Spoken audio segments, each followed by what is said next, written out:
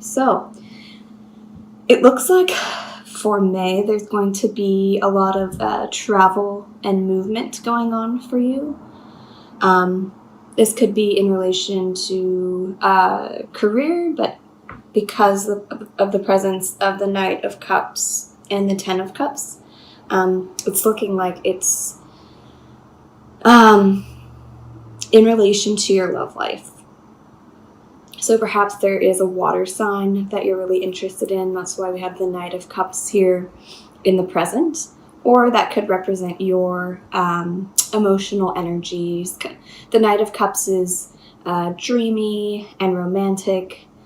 And the foundational energy is the Ten of Cups, which is telling me that if you are having any challenges or any obstacles this month that you're really trying to work through, it's going to have a gentleness around it, a sense of ease around it. So you're still going to feel emotionally on top of your game, despite what changes are going on around you.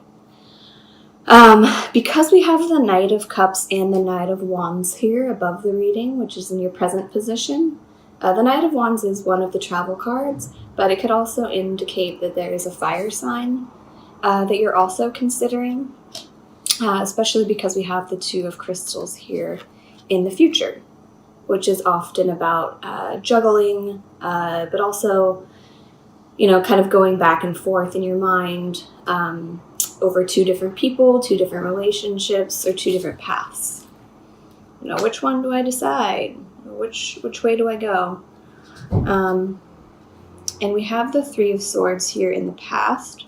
So perhaps there could have been some kind of heartache or pain around one of these relationships if the Knight of Cups and the Knight of Wands is the same person, because they're both knights, which means they're equals. It could represent the same person. Perhaps they have a lot of water and fire in their charts. But that's in the past. So this month of May, the cards are really asking you to leave that in the past, whatever wounds or whatever miscommunication you had in your relationship. It's really asking you to leave that fully in the past and really embrace the Ten of Cups energy this month, which is really about joy, happiness, family, love. So really embrace that energy this month and really let the Three of Swords be in the past. So just going to pull some clarifiers. What does Virgo need to know about these two knights here? What does Virgo need to know about the two knights here? The Two of Cups. So if this is not the same person, and these are two different people, you are going to be making a decision this month about which person you want to be with. Just with the presence of the Ten of Cups and the Two of Cups in this reading, I really love this card, the Two of Cups here. I don't know if you can see it better. It's just really beautiful. This combination can also speak to kind of a spiritual union, or a spiritual connection, especially with the Knight of Wands. The Knight of Wands, the wands are all about spirituality and fire. So perhaps this person could be awakening something in you towards the middle of the month, or when you're kind of mulling over this decision. They could be awakening something inside you spiritually, or this could just be, a romantic offer from someone this month that you're really considering.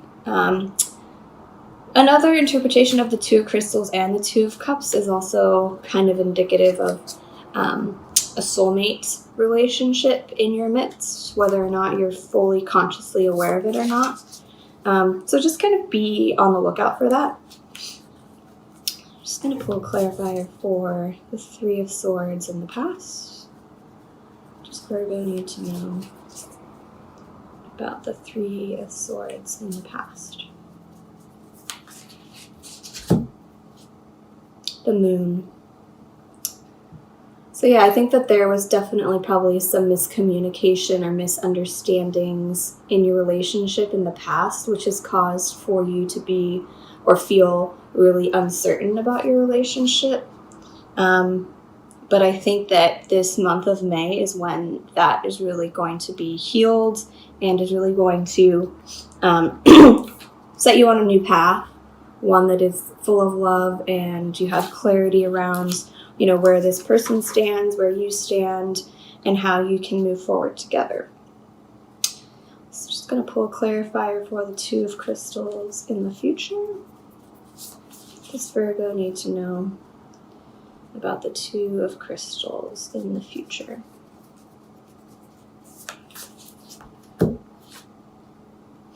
The Ten of Swords. So with the presence of the two tens here, I think that that is indicative of a big change happening in your relationship this month. There is going to be a full, your relationship is going to come full circle. The Ten of Swords can often mean endings, but because of the presence of all the other positive cards in this reading, I think the only thing that is ending is either indecisiveness about this person and this relationship, or really severing ties with the past and deciding to move forward in a really confident way in regards to your relationship.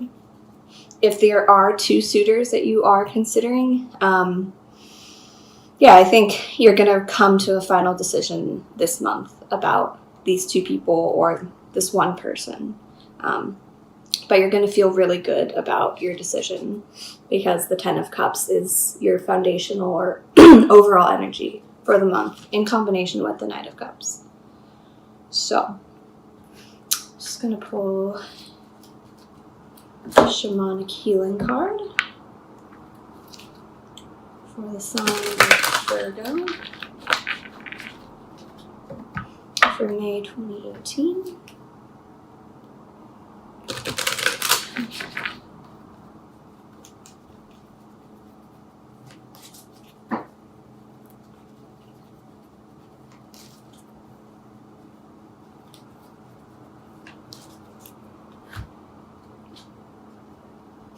Anger.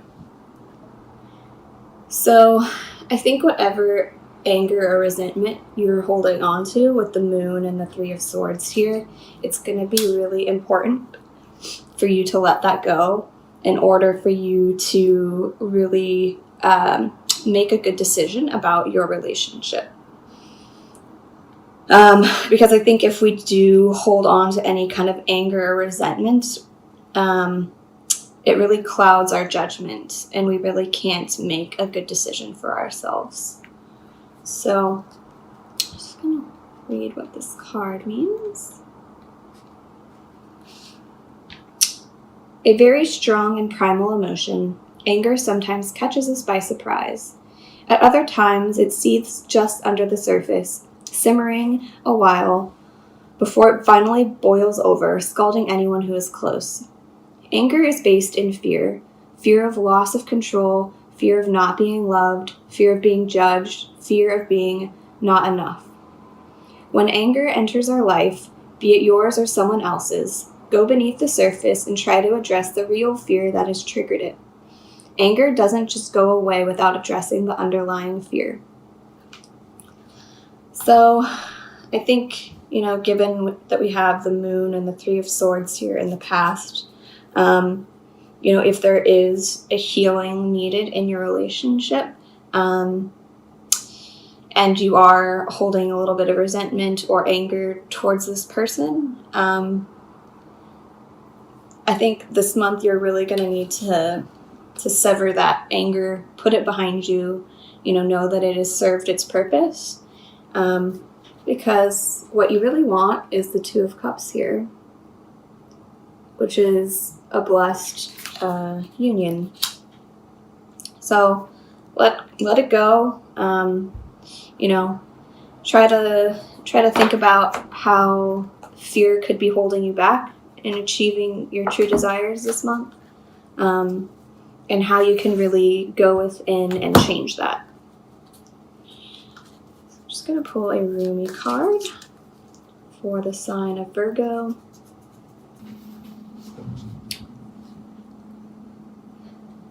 Love guides us through travails that seem improbable, if not impossible, but it does not shy away from any challenge, from any cause. It cannot. It is just not love's way. Love says to us there is always another way, and you are receiving this guidance now. Perhaps you are scratching your head quizzically or in deep despair because you appear to have met a dead end, a frowning no, or a dismissive laugh upon your quest to bring love alive. So then, do you choose to believe in love or in the death of sorts that your heart faces? So you are guided to accept the closed doors, cry whatever needs to be cried. This oracle comes to a message for you. You may feel as though you've been wandering in a desert for many years with no oasis in sight. You might feel that you've been through darkness, through trials, and endured confusion and uncertainty as you sought for your truth, sought for divine revelation, and sought your purpose to confirm your plans. So seek no more. The answers are now given, or very soon will be, and the life, the passion, the purpose will all come to you in clarity. Let life come to you. Be prepared to let the old version of your life pass away into the new life that is now being born. It means letting go of your striving, your opinions, your doubts, your despair, and your fears. Life wants to happen through you. You don't have to do much other than get out of your own way. Love is your nature. Let it flourish. This oracle also brings a particular message regarding divine timing, that oh so significant factor in our dreams coming to life. Your time is fast approaching. It may even be now. It may seem least likely to you. There may be great darkness or confusion, and yet the unveiling of the new dawn is closest to the deepest darkness of night. Do not turn your back or away from your progress. Your very next steps shall be upon hallowed ground, rendered golden by the rays of the rising sun. So I think in the traditional Rider-Waite deck, the image that was coming to mind was the traditional artwork for the Ten of Swords, which is showing someone pinned to the ground with Ten of Swords in his back, but the sun is rising in the distance. So I think with the Ten of Swords energy here and that card, I think that it's always darkest right before the dawn. So if there has been some struggles in your relationship and there's been a lot of uncertainty around a specific relationship, I think that given this reading, that fear is something that is going to be quite heavily, it's going to be a main theme this month. So whether it's your fear or your partner's fear, I really challenge you this month to sit and journal and think about what fear means to you, and if there are any fears that you have regarding love, and if there's anything that you can do to overcome those fears or change your behaviors so that you can allow love to enter your life.